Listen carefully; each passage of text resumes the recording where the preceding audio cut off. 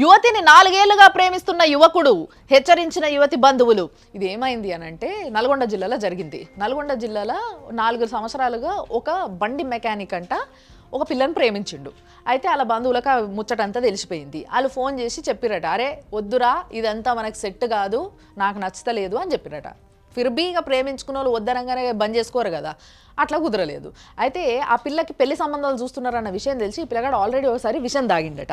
తాగేసి hospital admit అయ్యిండు, కోలుకున్నాడు.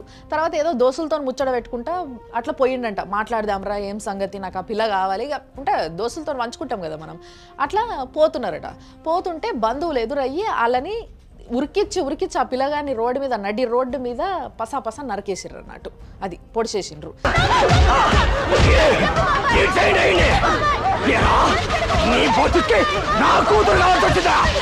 So ఇది జరిగింది. ఇది నల్గొండ జిల్లాలో జరిగింది.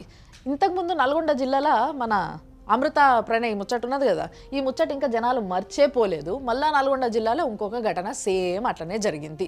అసలు ఏమైతుందబ్బా, ఈ నడి రోడ్డు మీద నరికి చంపుకునే సంస్కృతి మనకేడికెళ్ళి వచ్చిందబ్బా, నాకు అర్థమైతలేదు.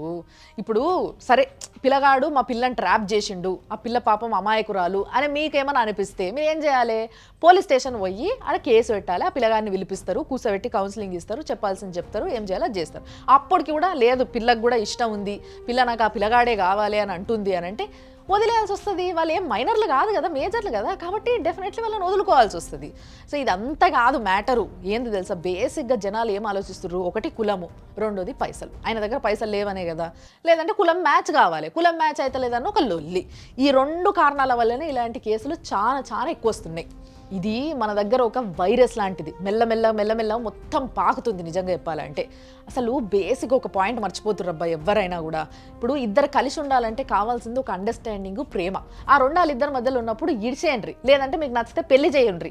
అంతే తప్పితే ఇట్లా నరుక్కునుడు, సంపుకునుడు, ఉత్తిగా పిల్లగాని జీవితం నాశనము, ఆ పిల్లగాని పైన ఆధారపడి ఉన్న కుటుంబము అంతా ఏం కావాలి, ఆగమాగము. అందుకే కత్తి వార్త ఇది. ప్రపంచంలోనే అత్యంత ఖరీదైన నంబర్ ప్లేట్ ఇదే. P7 నంబర్ ప్లేట్ వేలంలో 123 కోట్ల ధర దక్కించుకున్న అరబ్ సంపన్నుడు.